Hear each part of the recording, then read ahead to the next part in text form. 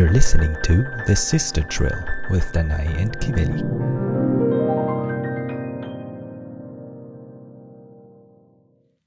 Hi everybody and welcome back to The Sister Trill. I'm Kiveli. And I'm Danai. And today's episode is one that we have already teased in quite a few previous episodes because it's probably the discussion about the one main area in our lives where we disagree on the most fundamentally in a way. Yeah, in a way, but I mean, we'll get into it. Yeah, in a way, which is I would call it the potential value of psychedelic experiences in one's life. Yeah, I mean, we want to talk in general first about psychedelic substances, the use of psychedelic substances, but maybe it's important that we preface this by saying that we're mainly talking about the intentional use of psychedelic substances. So this not is the party. Yes, this is not the recreational use. Yeah. This is not certain substances in the context of like party hedonistic purposes. Yeah, so this is not like taking of, LSD at a party while this dancing. This is not that. We will do a separate episode on that as well. Yes. But this is very much psychedelic, the use of psychedelic substances in the context of spiritual experiences, in a context of guided meditation, in the context of doing it with a very specific intention, and in the context of what often is called shamanic journeying, which goes with its very own philosophy and very ritualistic practices. So that is the type of experience we're going to talk about. And exactly. Of course, with it, the potential of psychedelic substances as right now it is being researched, which is also in the context of such journeys, but also for other purposes than just the way we have been introduced to them. But I do think that that's also kind of a separate topic because what you just mentioned is psychedelic substances being used as like medicine to treat something else that has partly nothing to do with journeying. Sure, but it's when not you just use it that, to treat, for example, a different addiction or to treat depression. Yes, but it's like it's not just that. I mean, it's not being experimented on just as like therapeutic substance or to treat PTSD or depression or anything. It is also there are also experiments happening simply to see what a substance can do in healthy people. Yeah. But I mean like the way we would use it, and not just experiments. Right. But I'm just saying that it's also a very interesting area that, in my opinion, kind of affirms the potential value of it as I have felt about them, before I even knew that this type of research existed nowadays. But maybe first, two things. The first thing is that we are skipping the segment of what we disagreed on this week because we actually did not spend this week together. We spent it apart, but I do want to mention something. Okay. Because in the past episodes, we have been talking a lot about disagreement where I felt like I'm always doing all the cooking in the house and Kiveli isn't. And today, Kiveli, just without any reason, just out of the kindness of her heart, I heard you. Cooked something for I heard you. And I just want to put it into action. Use this moment to say thank you once again. And that I really appreciated that. And it wasn't part of a deal like it has been in the past. It was just, hey, do you want me to cook something for you? I was like, oh, yes, thank you. More meals coming your way. I'm loving this whole situation. Loving it, yeah. So that's what we agreed on. And the second thing is that before we dive into this more discussion-based segment that I'm sure is coming up, let's first maybe sort of tell all of you guys how we were even introduced to this subject, because I think it's quite unconventional and rare compared to, I would say, most people I've spoken to in our generation and in our kind of culture and surrounding. We were, I would say, very lucky to be introduced to it in that way. Do you want to say from your perspective? We were introduced to it by a family member, and he had or has a lot of experience with this. And before that, I would say we weren't even aware of this. We didn't even know it existed. So it's not like we had read something that piqued our curiosity and then we definitely wanted to try it. We didn't even know what this was getting into it. And one day when we were visiting, we just did one of these journeys, one of these shamanic journeys, if that's what you want to call it, with well, he calls it medicine journeys. I mean, where the drug is called a medicine, and we already hearing some like judgment coming through. I'm just saying because that's what it's called in the field, right? No, medicine, medicinal use, and that's how we did it. Completely, actually, unprepared in a way, not knowing what we were getting ourselves into, but of course. In that moment, we had a whole day of preparation where we were told that we had to set an intention and what this was going to be. But before that, no preparation. And that was our first time. And of course, it was very intense, I would say. A very intense first experience, as it probably always is. And we were kind of taken by surprise, I think. And then I was 18. No, I was 19. Yes. I was 19 and you were 15. And after that, for a while, we did. So it was a one-time thing. And then for a while, we didn't do anything. Yeah. And then maybe, also because I think that we did it and we were not aware of the entire, I would say, huge philosophy behind it. Like, no, we had this kind of intense first experience with it. But then, we went back to our normal lives and had absolutely no contact with all this, shamanic and worldview that it just totally fell behind in a way. And then we again did it, I don't know, maybe 2-3 years later, something like that. Something like that, yeah. So it was a one-time experience, and then after that it became something more regular. I mean, I would like to add two things. The first thing is that in that first journey, you already mentioned our ages, like 15, 19. So we were, especially I feel like I was in a very, I would say, classically tumultuous time in my life, going through puberty, nothing in particularly out of the ordinary, but, going through puberty, dealing with all the self-worth issues that go with that, with the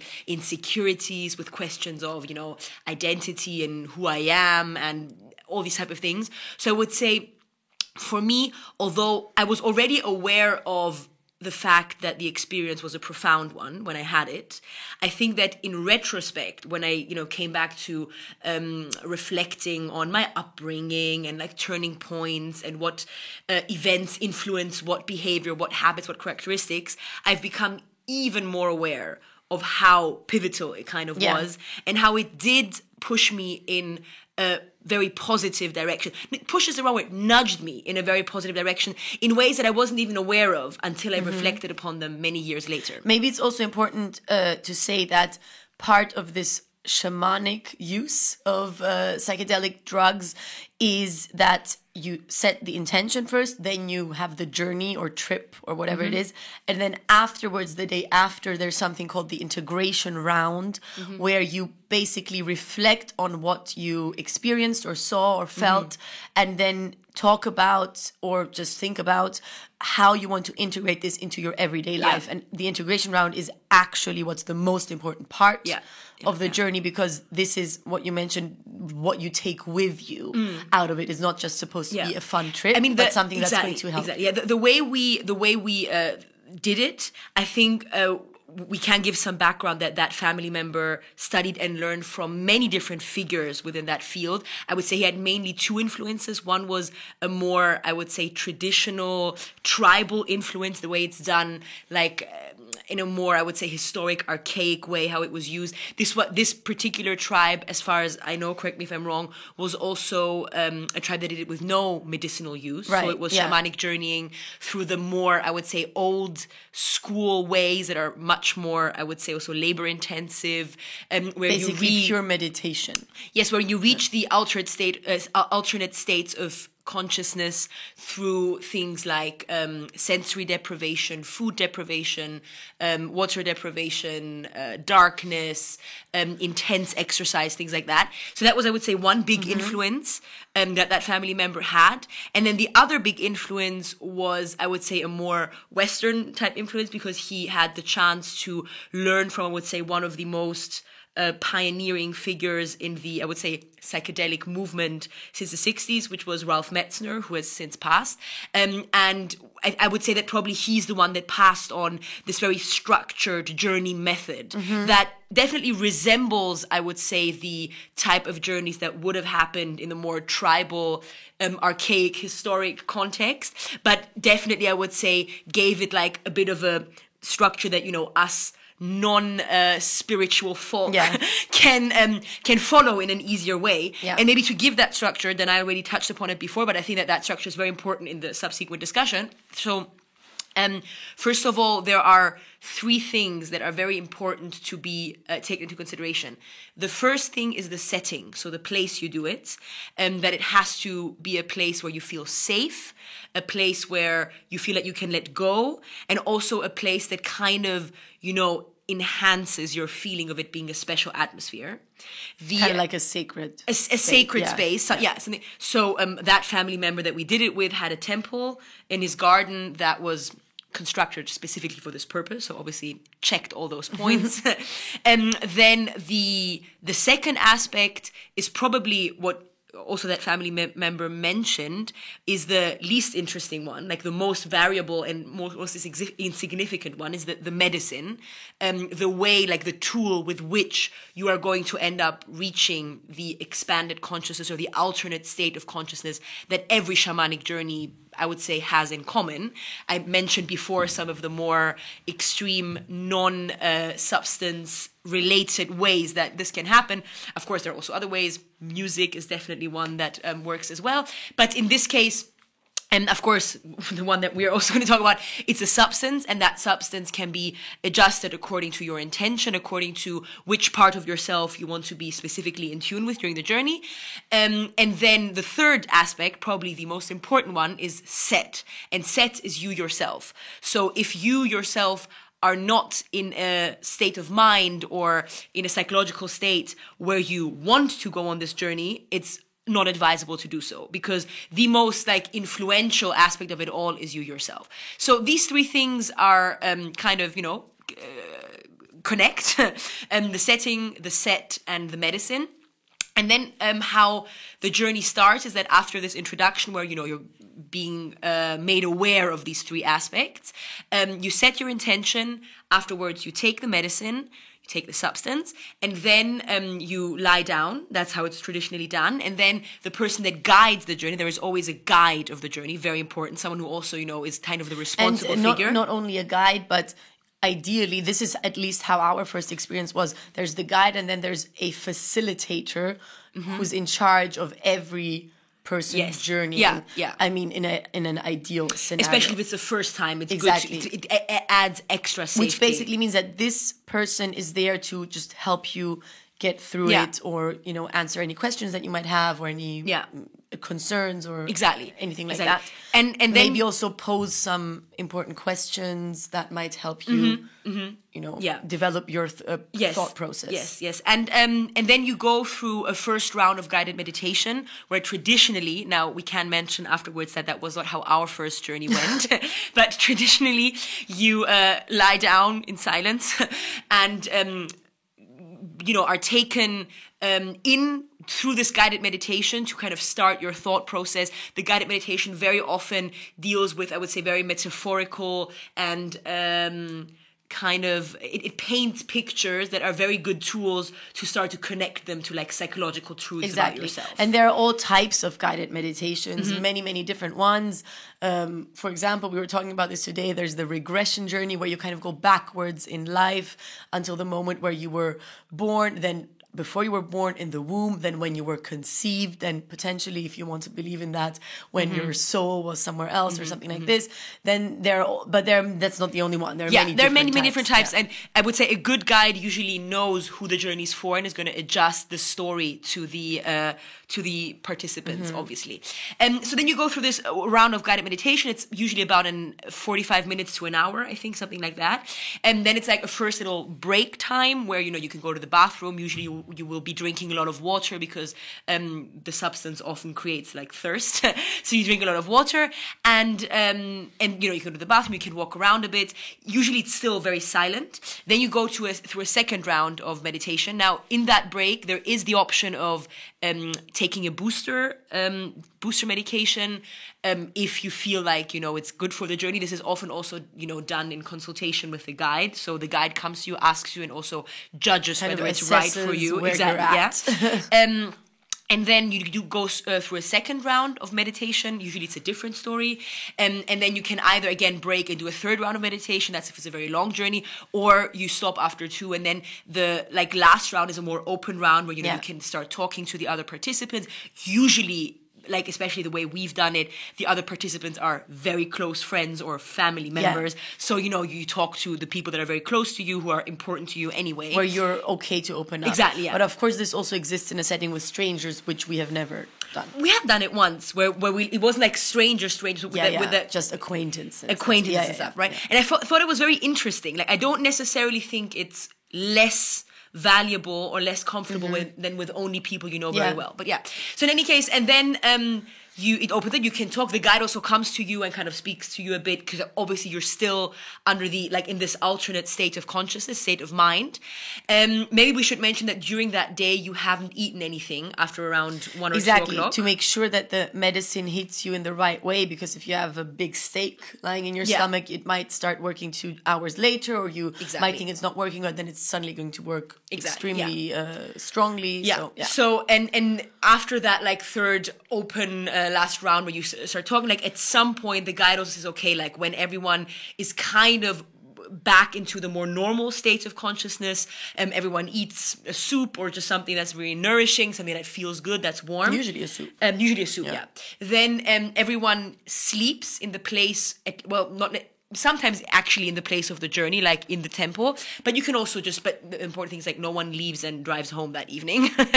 And the next morning, it's the integration round, where everyone gathers around the altar again. So in the middle of that sacred space, there's often an altar that just has certain objects. Also enhances the atmosphere, that has purpose and meaning to it, and also kind of focuses the energy, if you will. And again, you gather around the altar. Everyone describes what they saw, their experiences, and how that which they saw relates to the intention that they set the day earlier. And then the most important thing, tries to integrate that into their lives. Which, of course, is a task for the subsequent weeks, months, and years. So this is the journey is not just this incredible experience, but it's... what it's supposed to be is actually everything geared towards that integration round and the takeaway that you take from it, and then help you. Exactly. In the future. So this is a description, I'd say a super fair description of what it is.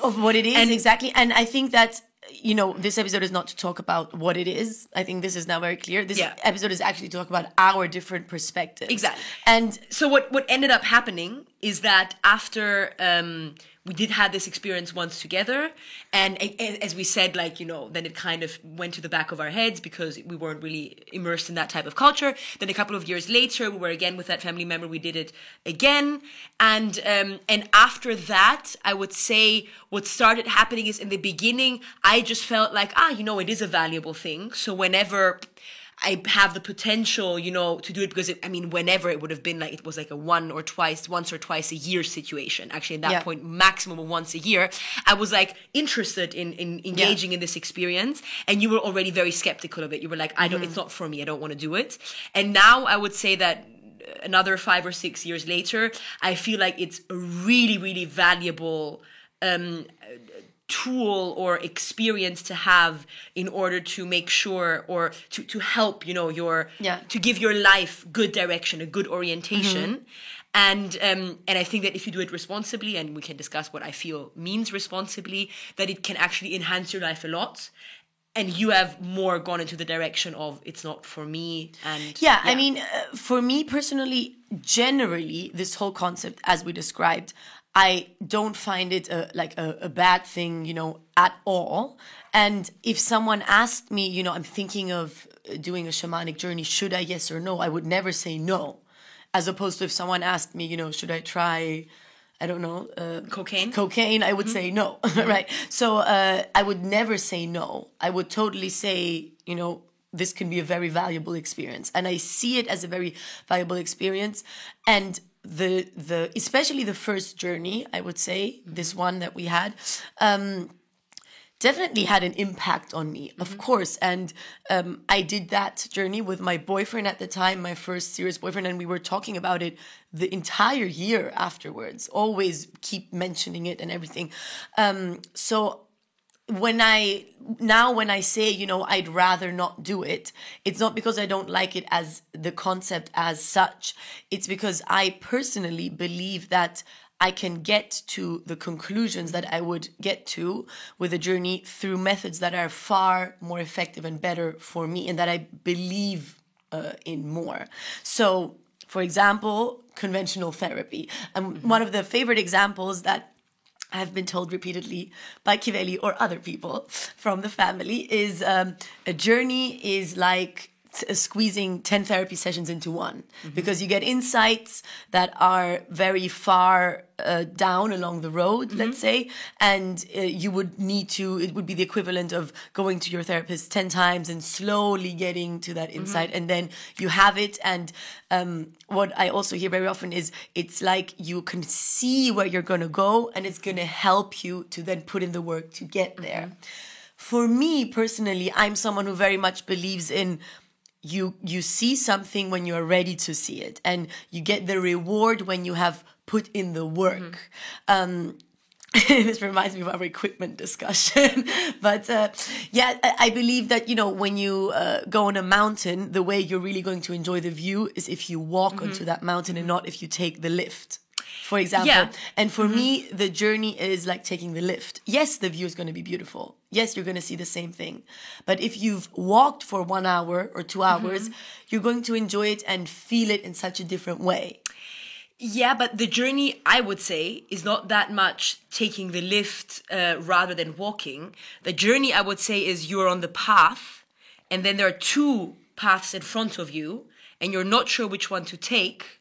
And then you do the journey, and it illustrates which path you need to take in order to then work for that mountaintop view. Right, but I mean, that's how I see it. Yeah, and I think it's very. Of course, this is the same thing that, for example, therapy does. That's not, you know, sped up therapy. That's just deciding on, you know, making serious choices in life. But the whole thing that we're always talking about is that the journey is stronger than therapy because it's faster. And I would say also, it comes completely from yourself. You know, there is no outside influence. I mean, by the way, I think that for me, yes, we always say that it's like many different therapy sessions in one because it's so much quicker.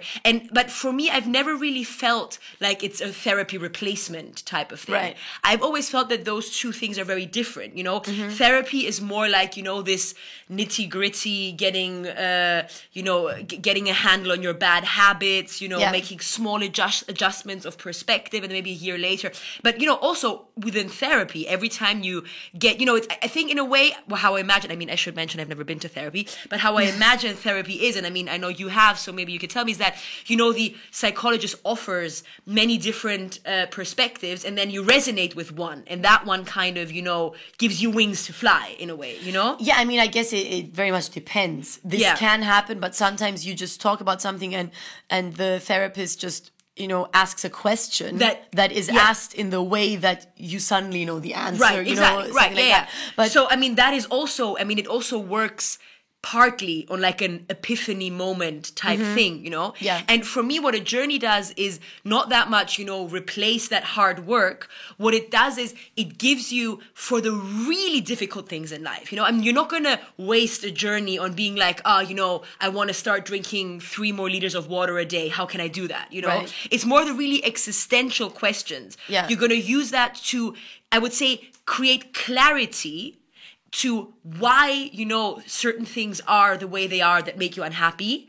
And that's the same reason why you would go to perspectives- therapy, for the real existential Yeah, but big it's more questions. this initial aha moment, you know? And I think that one definitely does not exclude the other. Yeah. I think what therapy does is it influences you in a different way. It's less, I would say, momentarily inspiring and more like, you know, a good friend that helps you through the nitty-gritty. I agree with what you're saying, that it's different. And I think that this is also one of the things where, you know, the intention is always there to make it this great thing and to use it responsibly and everything. But I feel like within that, many people that mean well suddenly get lost. Sure. And if you are someone, and of course, yes, we know people like that who totally still says, yes, this is one thing, this is the other thing. That's different. But, we also know people that then suddenly, for example, would very much need therapy and then just suddenly decide that this has replaced everything. And then suddenly nothing really makes sense anymore. And it's also not like they're getting big insights or acting on them or being But I mean, that is the it. same for so many, like people, like the more effective and the more, I would say, special something is in our lives, the easier it is to abuse. So obviously all these things, like the fact that people could abuse it, for me doesn't justify not implementing it in my life. No, because I know agree. I wouldn't abuse it. But could you abuse therapy? Absolutely. I mean, in the sense that you go to therapy again and again and again and learn nothing. I mean, we also know people that are like... But that's not abusing. Okay, then it's pointless. Yeah, but in a way, that's what you mean with the journey, that, you just do it and it's pointless. You get no insight from it. You can't go to therapy again and again and again and get no insight from it because you refuse to actually do the work. But I mean, it's a bit different because you also get a fun little trip out of it. But the thing with the fun little trip is that's where I would say, like, it's not like the fun little trip out of it. That's not the way I would see it. I agree. I'm just saying that I feel like the danger is there. I know that you don't see it like that. Yeah. And I would never put you into that category. But I would say, I have actually had the opposite experiences with journeys. That people that have done it, that have characteristic tendencies towards abusing other substances for hedonistic purposes. I mean, the classic would be like chronic weed smokers, people that smoke weed every day and have therefore completely lost orientation in their lives. Not that there isn't a functional way to smoke weed. It's not something for me. I've never really gravitated to that. But that's definitely not it, like the daily to shut off before I go to bed smoking, So I've done things like journeys with people like that. And what has actually ended up happening, because the experience is so profound and confronts you with your truthful and honest self, it has actually discouraged irresponsible behavior subsequently, and not encourage it, which is often, I would say, maybe like what people would assume, that, oh wow, give someone who is already like addicted to weed something stronger, they're just going to get addicted to the stronger thing. That's not what actually ends up happening. But for these people, they did it once, maybe twice, and they also don't have access to doing this again. So I feel like that also plays an important role, because the people I'm talking about very much do have access to it, and are also people that are prone to, using substances. Right. And for them, weed, whatever it is, and for them, they totally abuse it. And for me, it was one of these aha moments, but to the negative, that I had in one of the journeys. It was not the first one, it was maybe the third or fourth, I don't remember, but it was that New Year's Eve journey. And that person, very specifically, came into the temple, and I remember this, like, jumped around and was like kind of jumping on someone and like, oh my God, this is so fun, right? And was like, oh my God, it's so great. And I saw that and I just thought, like, what are you doing? What are you doing? And the same person preaches all these things. I mean, in defense of that person, but I mean, you are generally very skeptical of like overshowing enthusiastic things. But I mean, it wasn't that at all. No, it was like, it was fun in the sense of, this feels good. That's what it was. And it feels so good. It's fun. Da, da, da. And, I was just thinking, like, is this the intention? Thinking about reflection. Look. I mean, I understand what you're trying to imply, and I don't actually remember that specific situation. I mean, it doesn't ring a bell, but I can totally see that, like, a type of person that, is very, like, enthusiastic about this world is going to say, wow, this is so fun. Like, the fact that we're all here together experiencing this very special thing. Having said that, I absolutely don't deny that there is a lot of actual abuse of this process going on, not just ones that you say, like, people overusing it, but obviously also people that use it like journey guides, then use it to, like, initiate massive sexual orgies, and things like that. Obviously that is a total possibility. But what I'm saying is not, also like, I would say, judging the practice as a whole and trying to say like, everyone should do it. No, you're saying but it has potential. as a potential. Yeah. I'm saying it also like I find it valuable for myself, and I find it valuable for if I suggest it to you, for example, it's because I Yeah. know that you wouldn't fall in any of those categories, And- you know, and and I'm most totally people on wouldn't your- fall in those categories. Yeah, if they are and I'm brought to totally it the right on your way. side when you say you find it valuable, Yeah. because I agree with that. I don't have Yeah. anything to say against But that. I mean, you know that you wouldn't jump around. This is so fun, and you also wouldn't abuse I it for wouldn't. sexual purposes. So It's why true. wouldn't you do it but again? but you know? for me personally, because I'm just generally in life, you know, it's not just that, as we've already touched upon in Yeah. certain previous episodes, and it's also going to come with the recreational drug use one. I'm someone who likes to live, you know, what you might call a very clean life, like generally from morning to evening. I am just super cautious with putting substances in my Yeah. body that, you know, create huge shifts of consciousness. I don't like it. And I know many people will be like, oh, but you also drink coffee. Well, I actually don't drink coffee, because that's the thing. In general, I Yeah. like to be very in tune with who I am made to be Right. by nature. Right, yeah. And I can't get into states of altered consciousness through other things, you know, through Yeah. physical activity, Yeah. through playing the piano, through sexual intercourse.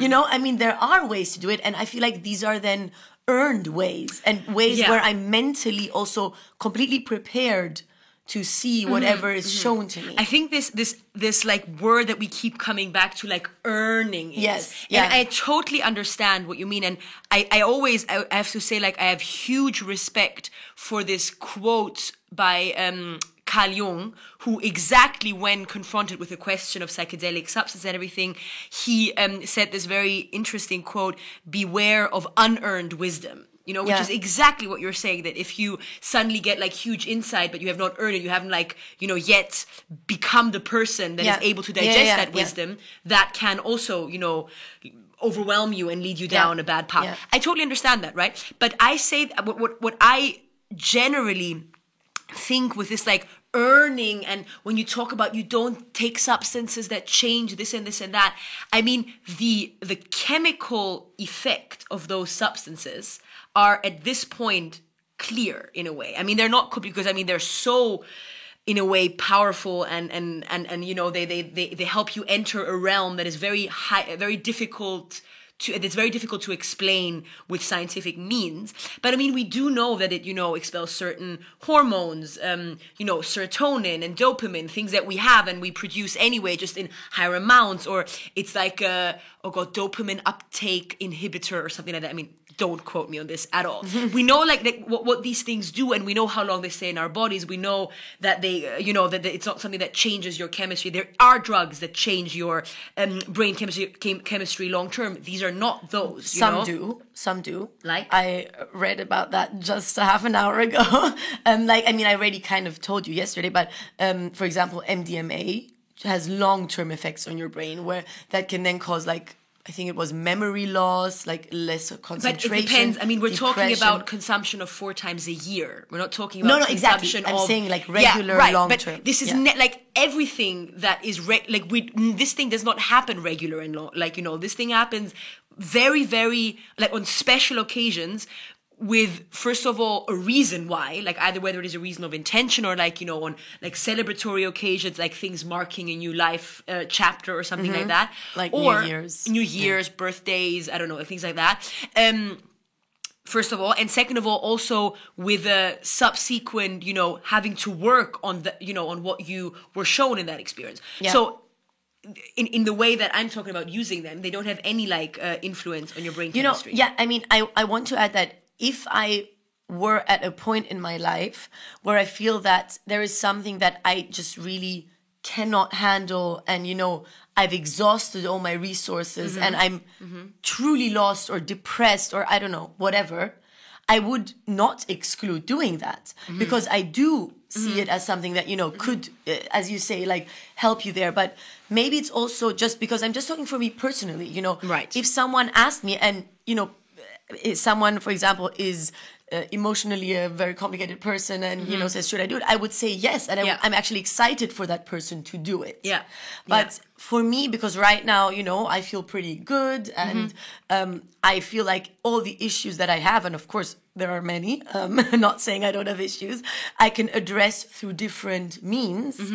I don't feel like this is going to be so essential. But if, and which I probably will be, at some point at this state where this could help me, I would be open to doing it. Now comes because I would say. You keep saying, it helps people come off weed, for example, or helps cure depression and all that. And that's true.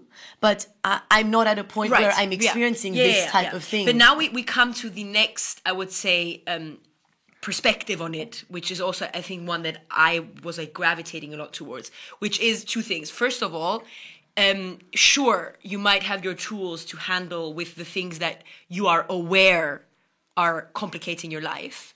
But I am convinced that so much of our everyday behavior and long-term behavioral patterns are influenced by our subconscious and our unconscious minds. And we are, I would say, very naive to think that we can, the degree of influence we have on that in our everyday lives, I feel is very, very small. Yeah. And so, first of all, I think that no matter how amazing you are in your, I would say, normal consciousness state, the I would say, insight you could achieve in the alternate consciousness is more. It might be that you in your natural state have more insight through whatever reason than another person in his or her normal state, because you've gone to therapy, because you're an artist, you're in tuba, whatever, countless reasons. But you yourself have that extra. No, completely agree. That's the first thing, right? But I would say that I would be a huge fan of working on that not through substances, but as we mentioned before, through all these other ways that you can get into that subconscious. And for example, something that you introduced me to, by the way, the Wim Hof method, which we've already talked about. We don't need to talk about it again. But anyway, it's this combination of being exposed to the cold and breathing exercises and willpower and stretches and everything. And he actually also was asked in an interview about psychedelics, and he said, why do you need to use psychedelics? You can do all of that just by doing these things. And I completely agree with you when you say, that we don't know what's going on in our subconscious, but then get to that point by doing that, by, again, earning it. Right, yeah. But I mean, the to get to that point that you're talking about, it's not just, having a cold shower every morning and breathing. It's not. It's much more than that. No, but I mean... It's the level of the people that get to that. I mean, for example, I would say that family member that we spoke about in his initiation. Yeah. He spent 6 days without food, I think, two and a half days without water, all of that time in darkness, complete darkness. Sure. I, by the way, I find that to be an experience that is extremely intriguing and I find valuable. I would never exclude to maybe try this type of thing out as well. But if we're talking about trying to get these, because I mean, these insights are valuable, whether you've earned them through not eating 6 days or whether you've gotten to them through taking a psychedelic substance, right? The insights remain the same. No, I'm just saying. So the question is, why would you deprive yourself of those insights without going through that, unpractical? No, I wouldn't deprive myself. It's just the other method resonates more with me, and I understand with me personally. I understand that. And then, by the way, because you interrupted me when you told me that thing before, I was just about to say the second thing, which is a thing that I find very interesting. Of course, that is more speculation than fact. But I mean, those substances occur in nature. They have been around probably longer than our human race has been around, well, definitely longer than our human race has been around. And it is definitely true that humans have interacted with those substances for a very, very long time. But the speculation part comes in is that even within the documented, very developed cultures, like, for example, the ancient Greek culture and things like that, there is speculation that for example, the illusion circles, the ones that, people would go and, the illusion mysteries, I think they're called. They would go and no one really knows what would happen, but then they will come back and have this incredible insight. And we know that, famous philosophers, Greek philosophers, went to them. We know that, very important figures of ancient Greek history were part of those, So because I feel like it is no coincidence that, for example, a great Greek philosopher, access to such great thinking, might have participated in events like that. Yeah. For me, that means that absolutely it requires responsibility. It requires moderation. It requires, preparation. It requires afterwards to really do the work that has been presented to you. But I do think that it can make you a better person.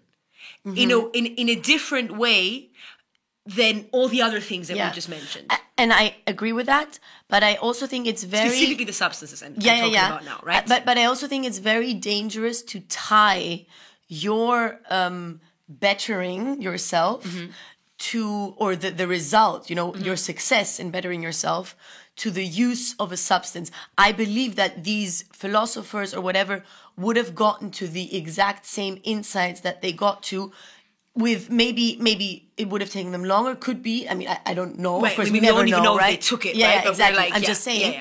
Yeah. I don't think that the pivotal thing was that they took that. I think that the pivotal thing was that they were curious, that they went there, that they set the intention, that they maybe sat there for 12 hours and thought about it.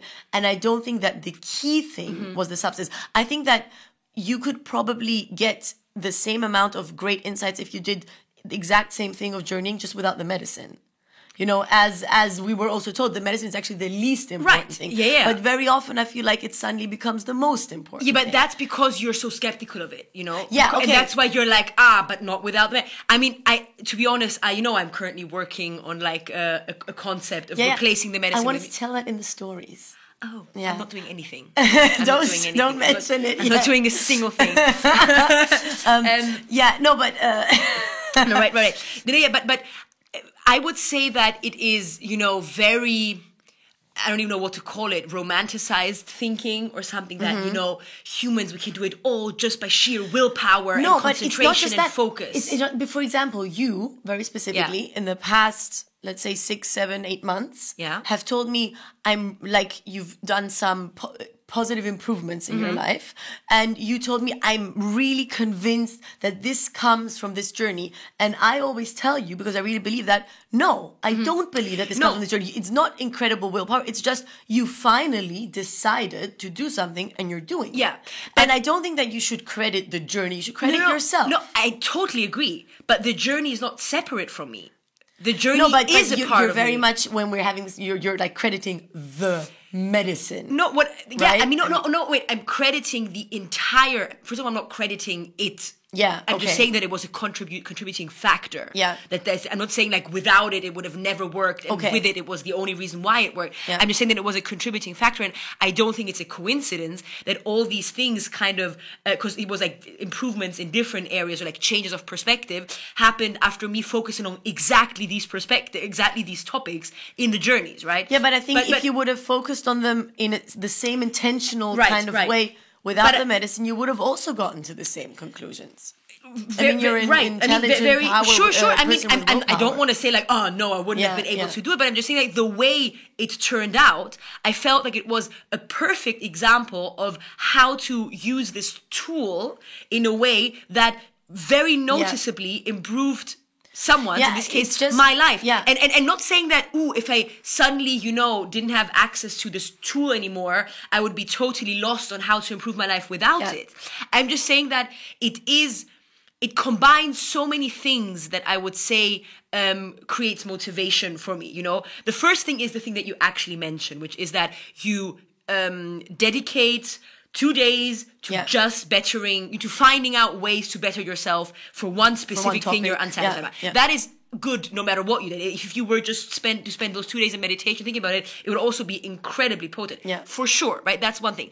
But then there is I would say, spiritual meaning-packed aspect to it, which I But would you could say also get that fulfills without or the- satisfies a very deeply seated human desire But and the instinct. spiritual feeling, you could also get that without the medicine, right? Or would you say no? I mean, I don't know. I mean, what I mean is that, you know, you are in this, you know, place that you've made sacred. There is Yeah, the that's what altar. I mean. You mean without the medicine? Yeah, You mean without the yeah, medicine. exactly, yeah. Sure, I mean, you can do that without the medicine, Yeah. right? I mean, and then of course the last thing is that, like, you've felt the influences of a substance like that. I mean, by the way, we keep on, there are many different substances that do different things. Right. But generally, I would say what you can kind of, you know, probably I would say that, you know, chemists and people that are actually, you know, chemically seeing the different effects of the substance will probably crucify us now by saying like they all kind of do the same thing. But I mean, what they end up doing is they influence you in a way. The way I describe it is it does two things. One thing is it kind of pulls the veil from all the, like, it kind of very easily separates things that we tell ourselves that is kind of like, you know, remnants of what society tells us, or like, you know, inner pressures that we feel we have to fulfill. It separates these inner comments from like things that we truly believe and things that we actually want. Like, you know, that this is the one thing. And then the other thing is it creates an emotional feeling of, I would say, great, like, love and compassion for yourself and totally. others. Of love. Of love and compassion towards others. You just want to love the whole world. Yeah, but it's not like the love the whole world like you would, for example, experience with people on alcohol that, you know, have that side of being like dragging, like, oh, I just want to hug you. It's not that No, necessarily. it's consciously you know? loving. It's exactly, right? it's consciously loving. And It's- what you said today, like also loving yourself. It's exactly, Yeah. it's loving yourself. And it is you being like, and it does, I would say, create honesty towards Yes, yourself. it does. That is, I would say, the most valuable thing And that it in does. I mean, I'm just quoting what you said, but in a way where you don't condemn Exactly. yourself, but you're doing like you're forgiving to yourself. And I would say that it's the honesty part that I keep coming back to, because of course, you know, there is a level of dishonesty that goes around in the world that we are conscious of. Yeah. You know, like there are so many. I mean, there is like straight up lying, which is, you know, obviously, you know, when you're doing that. Then there is like the a bit more subtle dishonesty of, you know, putting on a mask depending on who you see, putting on a brave face when you feel vulnerable. You know, there is that level. But then I think there is a constant dishonesty, I would say, apparatus inside of us that is happening, which is unconscious, where it's like, you know, it's because we have these deep-seated fears, and Of course, it's yeah. and Childhood uncovering trauma, childhood yeah. trauma that it's not intentional, it just is there, but it is harmful. It could potentially lead to, you know, No, absolutely. worse things. Yeah. And it's the fact that you can kind of uncover that level, that layer of dishonesty, that suddenly the insight comes. To me, at least that's how I feel. Yeah. And I mean, you can tell me everything about therapy and everything, and sure, again, but that kind of straight access to your true core or self, wherever that may be, that is something that, you know, you can only experience an altered state of mind. You can experience it making music, also an alternate state of mind. You know, Although, for sure, yeah. But I do think that you can also experience it in therapy. I wouldn't exclude that. maybe. You sure. know, if you're deep into the session, or if you do this type of, I don't know what's it called in English, but where you know, family constellation. yeah, or family something. constellation, yeah. There, Yeah. for example, you can definitely experience it. Also, this kind of, you know, suddenly you feel, like mind shift. I wouldn't exclude it. Of course, it's not as strong, but yeah. I just wanted to mention one thing. I mean, generally agree with everything you said, but I remember the very first journey that we did, and as soon as the substance hit me, I was lying next to my boyfriend, and I remember telling him, that was the first thing I said was, do you think we can take some of those pills back home? Because, I mean, you know, because it's such a warm, fuzzy feeling that you're feeling, and I just thought, that feels really nice right now. And then in the next moment, I thought, wait, what? You know, what was that? Right, And- but I mean, the wait what is Yeah, but- exactly why you would, Right. you know, not... No, but you know me, right? Many people wouldn't think, wait, what? I just wanted to, Right. put that in there. But generally, I mean, to also maybe kind of conclude my position on this, I totally see the value of it. The two things that bother me, let's say, or that kind of stop me from doing it is one, this unearned thing that we talked about a lot, this unearned wisdom thing. And the other thing is this, I find, very close connection to then somehow shifting to not using it so mindfully anymore. For example, even you have used these substances as a party drug, not in the same dose, but you have. And I feel like once you're in it, and because it's so nice and because it's not nearly as negative as alcohol, then it suddenly becomes quick. And for example, I feel like the danger is there that then you suddenly do take something and you're outside in the forest, and who knows, you might climb a tree and think that you can fly, Yeah, I mean, okay, sure. But again, I just feel like the danger is very close, and that's the one danger. And the other thing, the danger that I see is that at some point, if you do it all the time, you might feel like that's the only way to connect fundamentally with someone. yes, and- I see what you're saying. And I feel like that's also very dangerous if the only way you can create a meaningful evening, or not just meaningful, but like an amazing experience is like, okay, hey, we're going to do this because this is going to be a very memorable experience. Then, you might lose the actual... Yeah, no, yes, totally.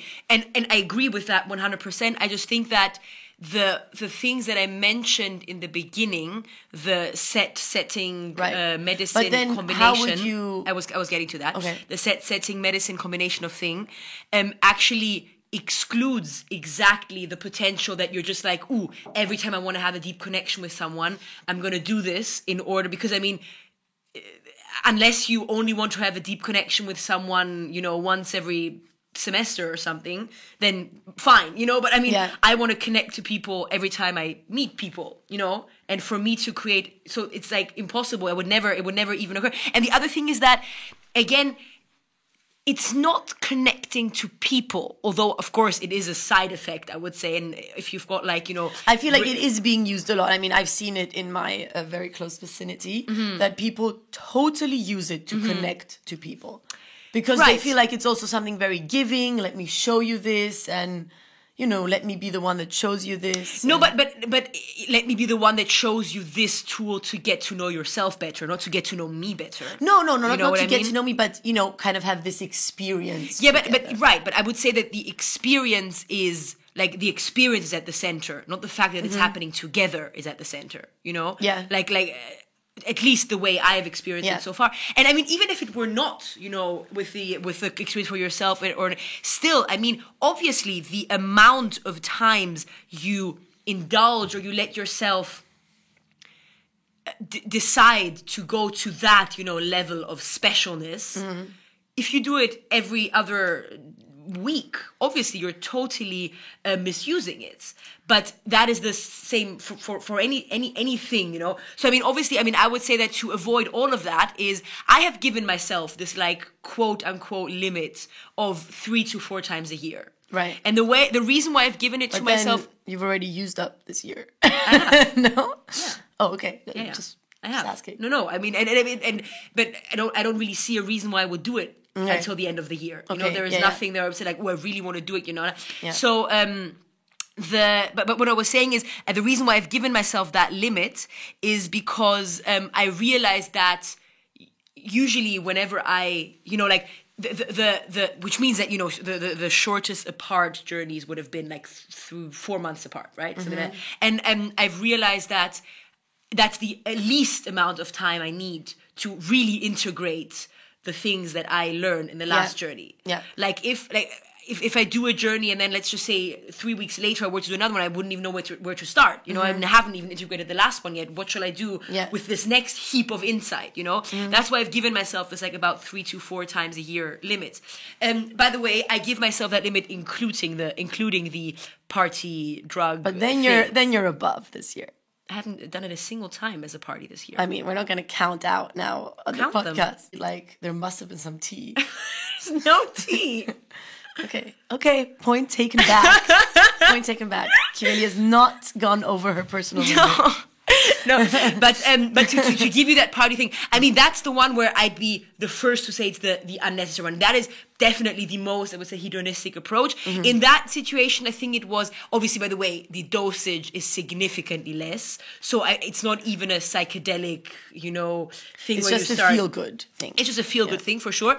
It's obviously instead of alcohol. So, I mean, for me... It's like if you go out and drink a lot, or not even a lot, drink enough to feel the consequence of alcohol. It's just as harmful or unnecessary as going out and doing that.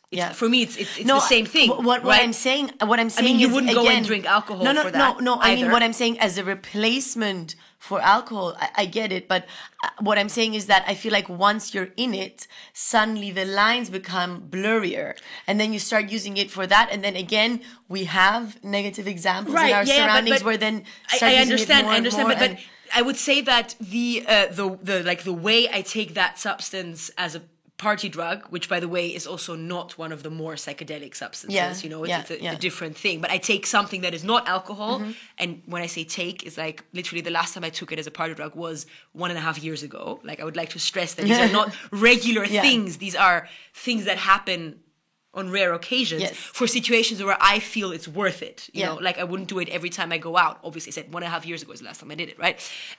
Over 1.5 years ago, almost 2 years ago. So in any case, like the reason why I did it there, I think more goes into the like recreational drug use episode type of situation. Yeah, it does. Not that I condone general recreational drug use, but I'm just saying that rather than like this being a side effect of appreciating. No, but do you understand what I'm saying? That that once you're in it, depending on the person, it gets blurrier with the also, let's walk around, let's go into the forest, let's do let's do, and if you have access to it, let's pretend that this is going to be easily accessible to you for whichever reason, that then somehow it gets, the danger is there, the potential is there to then, for example, okay, because it's less dangerous than alcohol, I can also drive while using it. Also seen that. I totally understand the slippery slope situation you're describing, but I would say the danger is less there with these substances than with all the other potentially abusable aspects around us in life. You know, I would say that, and not just in terms of alcohol. So I'd say the danger is always there to misuse something that is potentially strong. But I would say that the way the substances work usually discourage such behavior rather than encourage it. And I would say that the situations that you are thinking of when you're thinking about the like irresponsible use, it's so much more went into that. It's a combination of very easy access, but also like making medicine journeys the main content of your life. And I think that, by the way, within that context, maybe we need to adjust our criteria a bit, because if I think of traditionally the shamans of a tribe, obviously would do it every time. But the people in the tribe that, like, I don't know, the coming of age journey, you did it once when you came of age, the marriage journey. I mean, this is, by the way, this is not actual proof of that, So if this is what you are, if this is your life's mission, to bring journeys to people, I would say that maybe this 4 times a year is a little bit restrictive. However, of course, the more access you have to it, the more you do it, the more responsible you have to be. So the more self-reflection and honesty and it takes to do that responsibility justice. I mean, and also within those figures, we know someone who was able to do it justice and someone who, in our eyes, was less able to do it justice. And I also think it's important to never lose the ability or the belief that you can, first of all, reach amazing conclusions in your life and feel love and feel warm and fuzzy without it. Because I feel like this kind of, if you want to call it maybe emotional dependence or addiction, psychological addiction, I don't know, to that, this is such a fun feeling.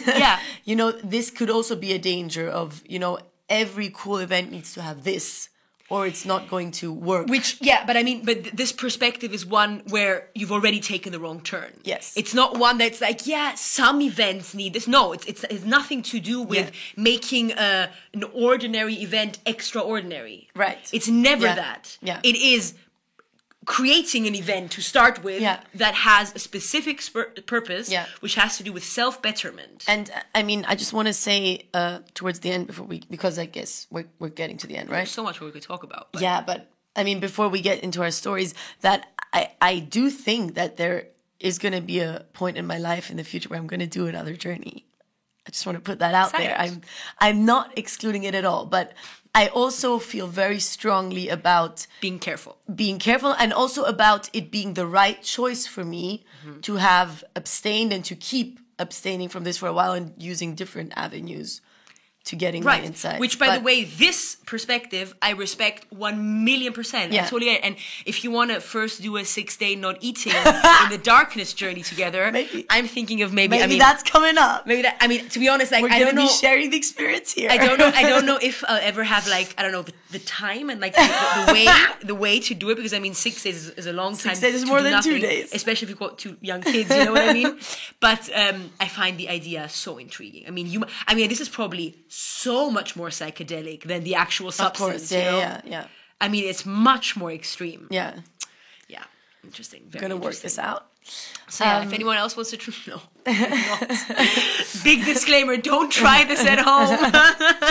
So, can I tell my story? Right, tell your story. So, my story actually is something that I was super impressed by when you started telling me about the concept and started realizing it, because it's basically taking this whole concept of journeying without the medicine. Well, different medicine. Different medicine, which is music, and basically creating a shamanic concert experience. So basically, Kiveli is developing or has already developed this concert concept where you do the exact same things that you would in a journey, just in a little amount of Condensed, time. Yeah, you set an intention and then you do the meditation, but there's music specifically played by Kiveli on the piano, and then in the end you integrate, but everything on the same evening, of course. And I think that this is something extremely powerful that has extreme potential, and I love that you're using the medicine of music, you know? Right. And, Yeah, and yeah. I've never been to one of those, but I will come for sure. Come in February. It's happening in Hamburg. just saying. And yeah, I'm very excited about this. Yeah, no, I'm also super excited. And by the way, I have to admit that the first time I did it, well, when I did it, that I was skeptical how deep you can go without the, I would say, medicinal, traditional Yeah, substance, yeah. just with music. And I was really, really overwhelmed by how deep I felt that we all could go strictly with music. I can imagine, I mean, yeah. does absolutely speak to the fact that the most valuable thing that you do is that you actually dedicate time Right. to Yeah. think about something that is important And the to you. space, the Exactly, spirituality of it. Yeah, I don't want to tell my story because it was such a nice story, and my story is like it's like a bit it's like a tiny thing that I remember kind of, but it's just this tiny story that because it's like in this party drug context, and we were together at that event, and obviously I drank the tea and you didn't drink the tea. Yes, yeah. And I remember that, you know, and that was, by the way, one of the times that I was significantly older already, and I was much more I thought you understanding. were going to say significantly older than you. No, that was no. one of the times. I was significantly older than you. No, and I was like very aware of, okay, you know, this is now going to happen, and this is, and you know, like, this feels like this and that, and I could, you know. So anyway, and I remember like I was dancing at the front, and I was having, of course, a really nice time. Also, mainly because like we were at a concert. It wasn't even a party; it was a concert, right? Yeah. And the music, but like an electro swing concert, and the music was just insanely amazing. So I was just loving it. And then I remember I was going back to you and your boyfriend, who's also very much Not the non-substance or partier Oh, yeah, person. okay. And I was like, it wasn't that I was in a different wavelength, because I mean, you love to party, but it was just like totally different realm. Like, because it was also like you and him it's not like you had just started dating, but I think that you hadn't gone out that much. Is that fair to say? Up to that point, to like such an event, and he was visibly uncomfortable, and you were like trying to kind of like. I mean, generally we don't go out to such events that much. And you were like kind of trying to also make him feel good, and you were like kind of hanging back, and I was like, you know, in the middle of the crowd, like having a good time, and I was going back. But what I remember is that afterwards, when we went back home, we were having this discussion about kind of why this music is also so heart opening, or like so effective. Yeah. As opposed to, not as opposed to, but additionally to classical music, you know? Because this was like electro swing music, and it was like, I really loved it. And you were telling me like, yeah, you're only loving it because you're on the substance. And I'm like, no, I truly love it. No, I didn't say you only. I said, I think that you're loving it extremely right now. You were on the level of like, this was a life-changing concert. You know, it was everything. I remember you were saying everything was perfect. Like the wavelengths, the way that solo came in, the way that notes, everything. I stand by that statement. And I was just super like, okay, okay. I stand by that statement. Absolutely. And I was like, okay, I mean, I don't know if it was that, you know, spiritually the most perfect concert ever. It was so good. As a musician, the way you were like... Yeah, but it was... I think that because exactly as a musician, I'm like so appreciative when things, are totally. So emotionally effective and potent and like... But I mean, in all seriousness, you don't think that it played a role, that you were also in the warm, fuzzy feeling where everything feels great I'm sure anyway? that it enhanced it. I'm sure that it enhanced it, but that's all I'm I'm sure it enhanced it, but I don't think what enhanced it was like the level of happiness I felt from that event, you know. But the things that I said and the things that I found, like the specific things that I found particularly impressive, I think it would have been found equally impressive without. Okay. Because I mean, what I was saying wasn't like, what I was saying was like, I was impressed by the fact that one saxophone solo that literally consisted of like 4 notes, you know, like it was kind of set up in a way like how like, you know, instant the effect of it was, you know, and I was so impressed by the fact that it was like literally just 4 notes. Something which, by the way, corresponds to like some classical music, like, you know, 3-4 harmonies, and you're like, your heart is melted, you know. So, I mean, that's like the type of things I was saying. But I am going to see that band without anything, and I promise I'm going to come back equally We're going to talk about it. Yeah. So, yes, I mean, that was a very definitely interesting discussion. I think that we found each other much more than when we usually speak about this, in a way, probably because we're like aware of the potential eyes looking at us. But yeah, I'm also excited about the recreational drug use. I think it's not going to be the next episode. We don't know exactly what the next one's going to be, actually. No, not yet. You still have to think about that, but it's coming up in like maybe 3 episodes. The recreational drug one. Yeah. Which it's totally different topic. Different topic. Yeah. Exactly. Yeah. Yeah. All right. Well, so thanks very much for watching. Sending lots of love to you all. Bye. Bye.